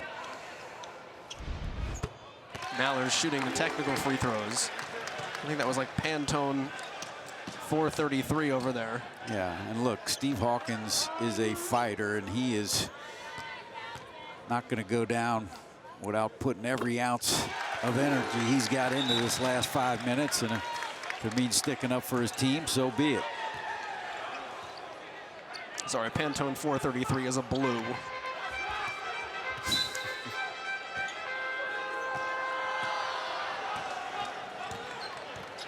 Ball State basketball after the technical free throws.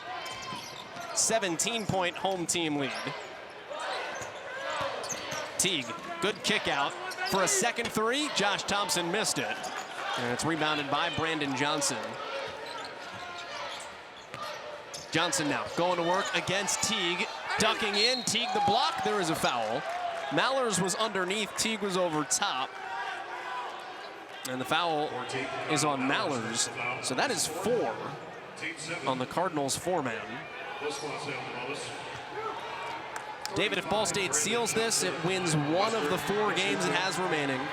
It needs to realistically go 3-1 with a win over Northern Illinois, the final game of the season, to clinch a bye. If that were to occur, it also needs Northern to lose tonight in Ypsilanti.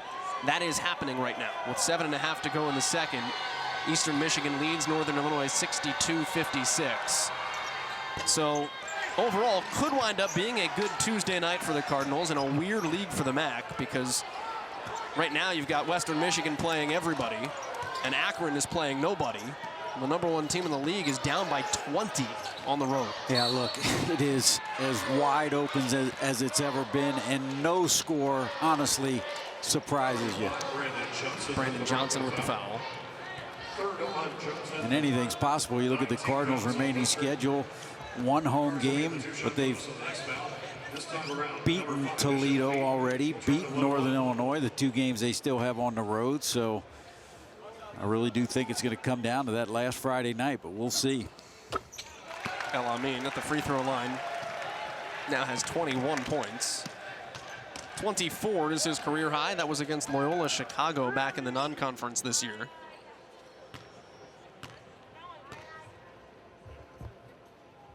The Senior Day game will be interesting. That's against Central Michigan a week from today. A game Ball State did not play well on the road in Mount Pleasant. They had about 65 turnovers that game, or 28. Yeah, close. Johnson, forced 3. Wow. Okay, sometimes they go in. Back to what he was doing in the first meeting between these teams when he went off for a career high 29. So good. I think he got the message about sitting on the bench for a whole half. He's the only starter to have returned for Western Michigan, and that is rolled over and back on Josh Thompson. Cardinals have not handled the pressure well, and I don't know if it caught them by surprise or what has occurred, but what's your take on it here in the second half? Yeah, they really haven't. I mean, the amount of turnovers Ball State, it's kind of been contagious. They now have 16, but that last turnover, that's one where you got to credit the defense. Bars and Tolliver did a great job jumping Josh Thompson. He wasn't ready for it, but credit the activity of the defense. Johnson and Teague one-on-one. Thompson took it away. He's got Bumbelow, but Thompson himself to the rack will get 2 free throws. Thompson with the steal, and he's fouled at the other end. Solid effort trailing by Western Michigan. Who was it? Luke Tolliver. He might play again this season when it counts.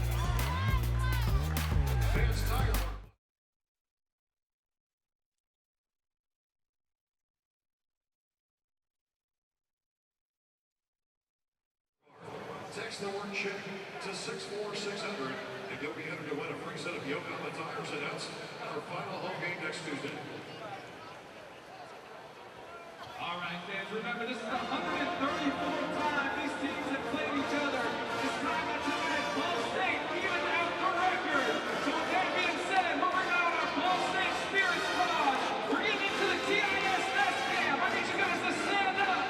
Clap along with the band. Let's go Cardinals!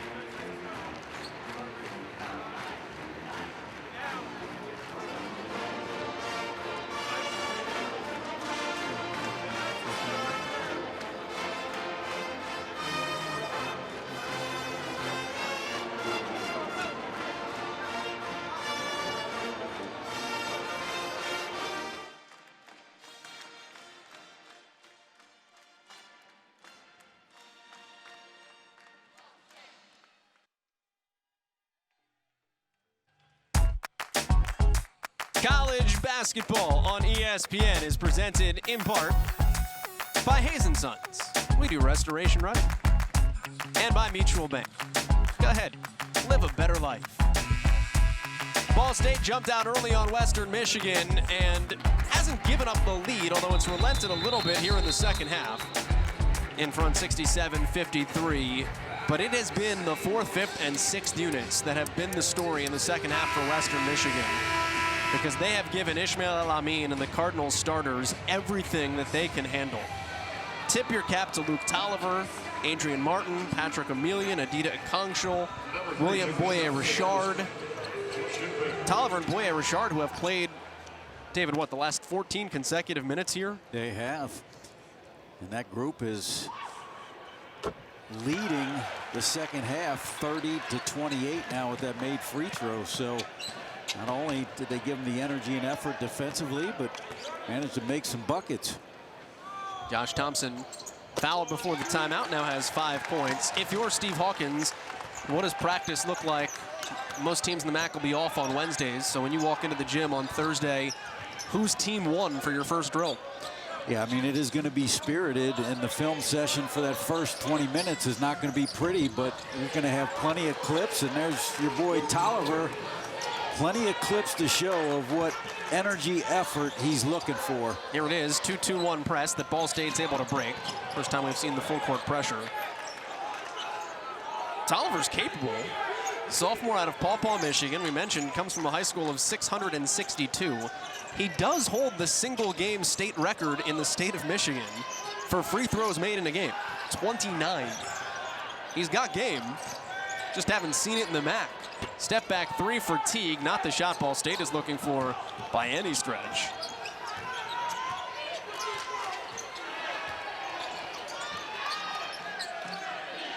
"14-point lead for the home team. Brandon Johnson is the lone regular on the floor, and an air ball from him. Cardinals will take some air out of the basketball.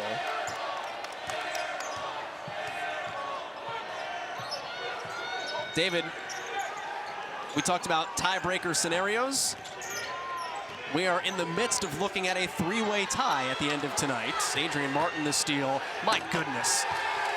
These guys have been awesome.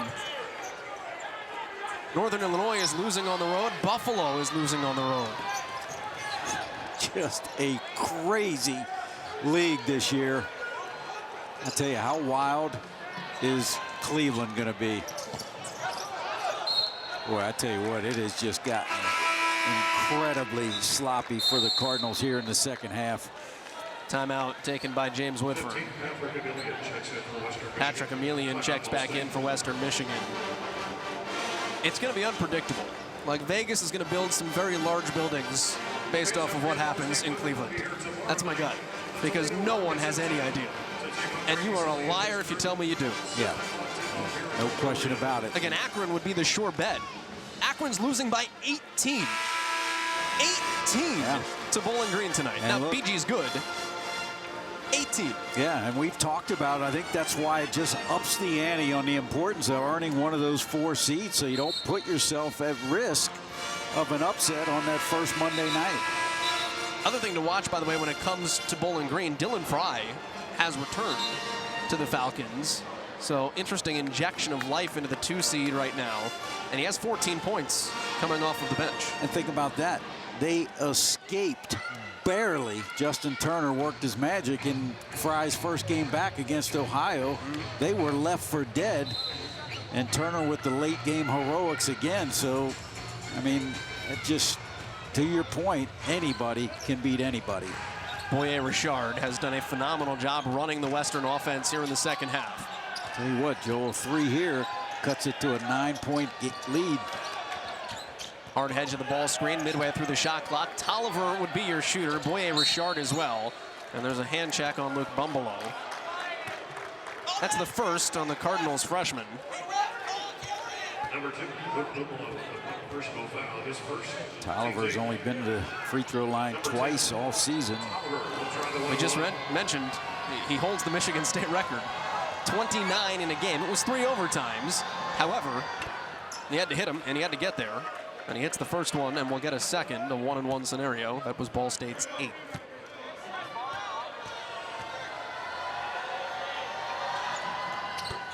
Makes them both. How long is high school overtime? 5 minutes? 4 minutes? Yeah, 5 or 4. I'm trying to figure out how long a 3 overtime game is in high school. Contrary to visual appearances that haven't been there in a long time. One thing I think we can all agree on, it's time for a shot clock in high school. You didn't like that video a couple weeks ago of the team just holding it? Terrible. Like 9-6. 90 seconds left. It is a 10-point game here. Western Michigan playing it out. Martin stalking Thompson. Hey, you've played it this far. You don't want to foul if you're the Broncos. See if you can get a stop and a rebound. Well, they fouled. That's on Adrian Martin, and it is his 4th. Number 2, Adrian Martin with the foul, his 4th. You know, Martin's an interesting story, Joe. He's a guy that hit 200, and I believe over 200 threes as a high school senior down in Georgia. How long were those games?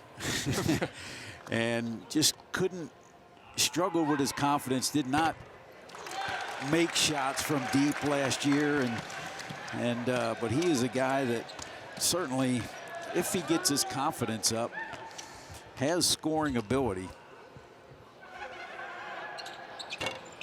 Josh Thompson makes 1 of 2. What has been wild tonight, we've all seen plenty of basketball games where the bench is inserted to make a message. Boye Richard off a beautiful curl nearly hits the 3. And a foul. Emilian immediately will send Tajay Teague to the line 1-and-1. Excuse me, for 2. We all see games where the starters are benched. In 99.9% of the cases, they return 3 minutes later because the message is sent. But the bench today for Western Michigan came out and played, and Steve Hawkins said, heck with it, stay. Yeah, and I think it started with the activity and energy on the defensive end. Remember, what prompted the benching was just lack of hustle and effort getting back on defense, and Hawk did not hesitate to pull the trigger. And I'm sure at this point he's really glad he did, because Not only has he sent a message, these guys have managed to get him back in this game. Tajay Teague just hit a free throw and got teed up.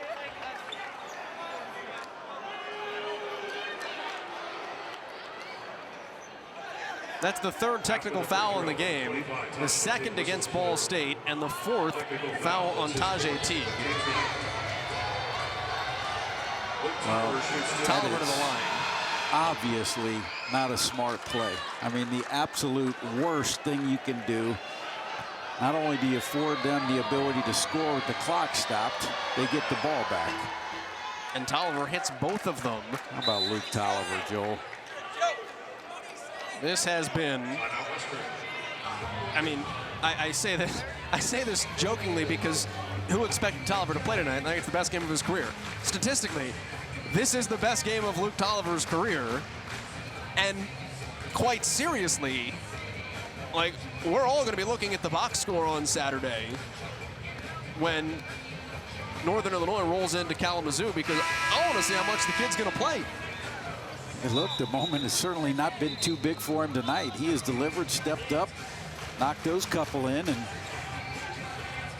look, with a 3 here, it's a 7-point lead. And Steve Hawkins has not been afraid to play people this season.